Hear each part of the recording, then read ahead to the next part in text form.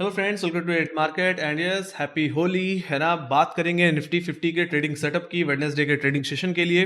है ना, अगर बात कर लूँ पहले अगर मंडे ट्रेडिंग सेशन की तो यस डेफिनेटली यस हमने एक अच्छी खासी गिरावट देखी निफ्टी में, और ये बात हमने एलएसडी में भी बता रखी थी कि जिस तरीके से निफ्टी ने अपना ये जो सपोर्ट तोड़ा 25,400 350 का, है ना, ये एक्सपेक्टेशन थी कि निफ्टी एक बार 25,000 को और 24,500 को हिट कर सकता है। देखा जाए तो वो पहले ही दिन हमें निफ्टी हिट करता हुआ दिखा, एग्जैक्टली बजट सेशन के लोज।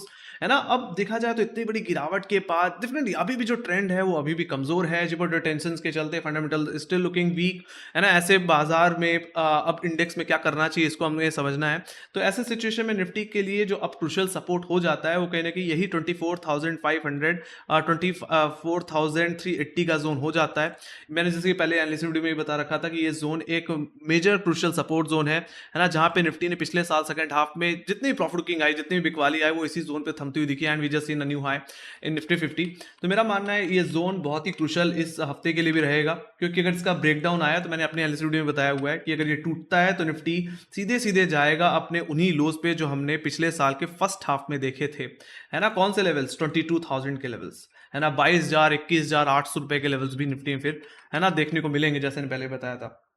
जो बहुत इंपॉर्टेंट हो जाते हैं। बट उससे पहले जिस तरीके की निफ्टी में गिरावट देखने को मिली है, मेरा मानना है यहाँ पे थोड़ा सा इंडेक्स कंसोलिडेट कर सकता है, और ये कंसोलिडेशन जोन जो मैं एक्सपेक्ट कर रहा हूँ वो कहीं ना कहीं अगर मैं मेजर रेंज की बात करूं तो वो कहीं ना कहीं होगी 25,500 से लेकर के 24,500 की। बाकी इंटरडे रेंज जो मैं देख रहा हूँ वो 25,000 से लेकर के 24,500 की देख रहा हूँ।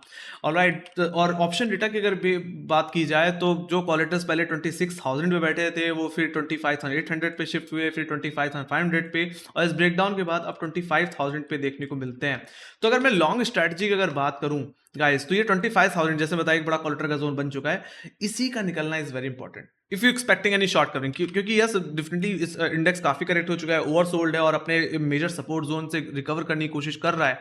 तो काफी लोगों के दिमाग में होगा कि यहाँ से रिकवरी भी प्ले की जाए, तो उनके हिसाब से मैं बता रहा हूँ। तो अगर आप लॉन्ग स्ट्रेटजी बना रहे हैं तो 25,000 के ऊपर सस्टेन होना इज वेरी इंपॉर्टेंट। यहाँ पे मैं गैप अप या गैप डाउन की बात नहीं करूंगा, चाहे वो गैप अप के थ्रू निकले या फ्लैट ओपनिंग के बाद, बट 25,000 के ऊपर सस्टेन होना इज वेरी इंपॉर्टेंट, बार बार बोल रहा हूँ। है ना, अगर ये प्राइस अगर सस्टेन कर जाए तो जो गैप है बियर्स गैप वो सेटल होगा, तो हमारे लिए पहला जो टारगेट हो जाएगा वो होगा 25,200, और उसके बाद जो नेक्स्ट टारगेट होगा वो होगा 25,400। एग्जैक्टली वही जोन जिसका निफ्टी ने ब्रेकडाउन दिया पिछले हफ्ते में। तो मेरा मानना है वहां तक की स्विंग देखने को मिलेगी। बाकी एक चीज दिमाग में जरूर रखिए कि फंडामेंटल्स अभी वीक हैं, तो बाजार में उछाल में बिकवाली देखने को मिल सकती है। और अगर आप ध्यान से देखें तो निफ्टी जब जब इस ट्रेंड लाइन पे आया है पिछले हफ्ते में, जनरली हमने ज्यादा देखा इस ट्रेंड लाइन पे रिजेक्शन को, है ना। तो मेरा मानना है इस ट्रेंड लाइन पे अगर निफ्टी अगर आपको मिल जाए, वहां पे रिजेक्शन लेता हुआ दिखे, तो मैं तो कहूंगा 25,500 25,450 के करीब अपना एक एसएल मेंटेन करके दोबारा निफ्टी को बेच देना चाहिए। कहां तक के लिए? वापस 25,000 और 24,500 600 रुपए तक के टारगेट के लिए। है ना, तो ये रहेगी स्ट्रैटेजी लॉन्ग साइड की, आप कहां तक प्ले कर सकते हैं। और फिर जहां तक बात रही शॉर्ट की, तो इस जोन से फिर हम शॉर्ट भी कर सकते हैं। बाकी जहां तक बात रही शॉर्ट स्ट्रैटेजी की, तो ओवरऑल मेरा मानना है हमने पहले ये शॉर्ट स्ट्रैटेजी के बारे में तो बात कर ली कि हम 25,400 के लेवल से बेच सकते हैं, और कहां से बेच सकते हैं। तो मेरा मानना है एक जगह जहां से बेच सकते हुए 25,000 का खुद का एक लेवल, जो कि एक बड़ा कॉलेटर का जोन है। तीसरा लेवल जहां से फ्रेश शॉट बनाई जा सकती है या मेजर ब्रेक वाली की उम्मीद की जा सकती है, वो खुद यही मेजर सपोर्ट जोन है ना, जिसका अगर ब्रेकडाउन अगर देखने को मिल जाए, तो मैंने जैसे कि बताया कि निफ्टी में कोई सपोर्ट नहीं है, जो भी है वो एग्जैक्टली सीधे 22,000 पे ही मुझे दिखता है, और काफी गैप्स हैं वो सेटल होते हुए दिख सकते हैं। है ना, तो 24,500 का या 380 का जोन टूटता है तो वीकली एक्सपोनेंशियल मूविंग एवरेज अगर मैं एक्टिवेट करूं, तो इसका 100 वीक एक्सपोनेंशियल एवरेज जो आता है वो 24,000 पे आता है। तो ये हमारे लिए इनिशियल टारगेट हो जाएगा। बाकी आप देख सकते हो 200 वीक एक्सपोनेंशियल मूविंग एवरेज कहाँ पे आ रहा है, वो एक्जैक्टली 21,870 पे आ रहा है, वही लोज जो हमने पिछले साल फर्स्ट हाफ में देखे थे।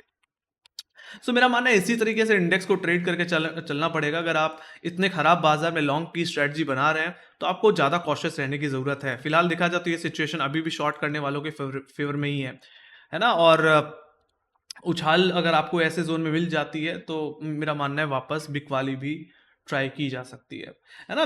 बाकी जहां तक बात रही मेजर रिवर्सल की, बुलिश रिवर्सल की, तो मेरा मानना है जितने भी मीनिंगफुल मूविंग एवरेजेस हैं लाइक 10, 20, 100 एंड 50 डेमा, ये सभी कहीं ना कहीं सिचुएटेड हैं 25,500, 25,600 के जोन में। तो मोटा मोटी अगर बोलूं तो निफ्टी को 25,500 को ही वापस रिगेन करना पड़ेगा, एटलीस्ट एक वीकली क्लोजिंग देनी पड़ेगी।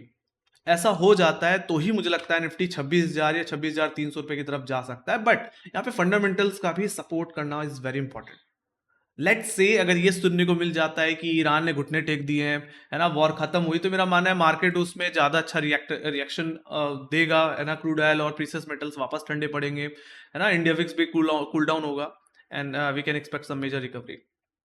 ओके, सो फंडामेंटल्स का सपोर्ट करना भी इंपॉर्टेंट है अगर लॉन्ग साइड को अगर सपोर्ट करना है तो, है ना, अदरवाइज मार्केट में सेल ऑन राइज की सिचुएशन बनी हुई है ना। तो मैंने बता दिया, है ना, लॉन्ग साइड वाले सिर्फ 25,000 के ऊपर ही लॉन्ग करने की सोच सकते हैं या सीधे 25,500 के ब्रेकआउट पे एक्सपेक्ट कर सकते हैं कोई बड़ा रिवर्सल। अदरवाइज शॉर्ट वाले कहाँ कहाँ अपॉर्चुनिटी ढूंढ सकते हैं, है ना, 25,000 के लेवल्स पे रिजेक्शन लेने पे, या 25,400 के रिजेक्शन लेने पे एग्जैक्टली ट्रेंड लाइन पे, या तो सीधे सीधे इसके ब्रेकडाउन पे ही, है ना, 24,500 350 के टूटने पे, है ना। तो आई होप आप लोग को एनालिसिस समझ में आ गई होगी, है ना। बाकी आज भी यूएस मार्केट खुला हुआ है, वो तो बात की बात है, बट मेरा मानना है गैप अप या गैप डाउन के थ्रू आइदर साइड का लेवल का ब्रेकआउट या ब्रेकडाउन आता है तो उस हिसाब से आप अपने काम कर सकते हैं। मैंने उसी हिसाब से लेवल्स भी मार्क किए हैं।